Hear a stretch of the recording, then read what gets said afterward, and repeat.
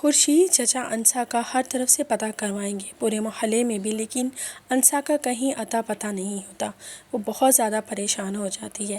انسا کی قسمت میں اب در بدر کی ٹھوکریں لکھی جا چکی ہیں، اور یہ سب کچھ کرنے والا اس کا اپنا سگا بھائی ہے۔ اس کو سب پتہ ہے کہ اس کی بہن بے گناہ اور بے قصور ہے، لیکن صرف وہ اپنی بیوی کے پیچھے لگ کر اپنی بہن کے ساتھ یہ برا سلوک کر رہا ہے۔ انسا ان سب سے دل برداشتہ ہو چکی ہے۔ اس کا سب لوگوں کے اوپر سے اعتماد اٹھ گیا ہے، کیونکہ اس کے ساتھ جو کچھ ہو رہا ہے اس کے پیچھے اس کے تھوڑا بہت بھائی کا ہاتھ بھی ہے۔ دوسری طرف شازیہ نے گھر میں ایک طوفان اٹھایا ہوا ہے۔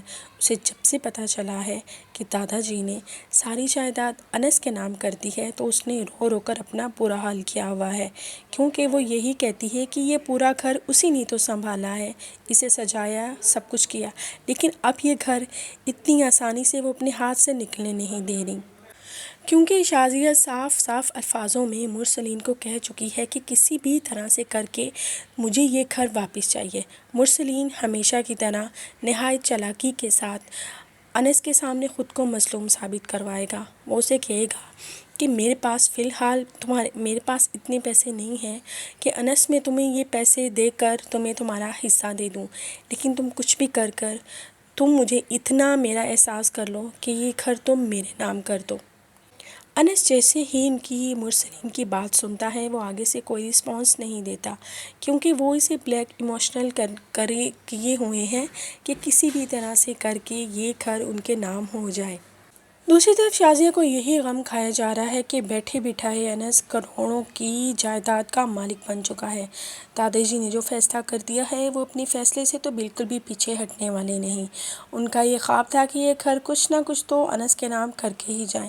دوسری طرف ان کا یہ بھی دل تھا کہ میں انس کا نکاح انسا کے ساتھ کر دوں، لیکن اس وقت انسا جس سچویشن سے گزر رہی ہے وہ ناقابل بیان ہے۔ انسا اب در در کی ٹھوکریں کھانے پہ مجبور ہو چکی ہے، اس کا سبھی سے اعتبار اٹھ چکا ہے۔ تو دوسری طرف مرسلین کو لگتا ہے کہ وہ ایموشنل بلیک میل کر کر یہ مکان اپنے نام لگوا لے گا تو یہ مرسلین کی بہت بڑی بھول ہے، کیونکہ انس اس کی باتیں سن تو رہا ہے، لیکن انس کسی بھی قیمت پہ یہ گھر مرسلین کے تو نام کرنے والا نہیں، کیونکہ انس کو سب نظر آ چکا ہے کہ جس طرح اس کا بیہیو گھر والوں کا اس کے ساتھ رہا ہے، اسے اتنی عقل تو آ ہی چکی ہے۔ اور جہاں تک میری پریڈکشن ہے کہ انس یہ گھر کبھی بھی مرسلین کے نام نہیں کرنے والا۔ دوسری طرف انس نے بھی انسا کی تلاش جاری رکھی ہوئی ہے۔ وہ کسی بھی طرح سے کر کے انسا کو اپنے پاس لانا چاہتا ہے۔ وہ چاہتا ہے کہ انسا بھی اس سے دور نہ ہو پائے۔ اب تو دیکھتے ہیں کہ کیا انس اور انسا ایک ہو پائیں گے، یا پھر مرسلین اپنی چالوں میں کامیاب ہو کے یہ گھر اپنے نام کروا لے گا۔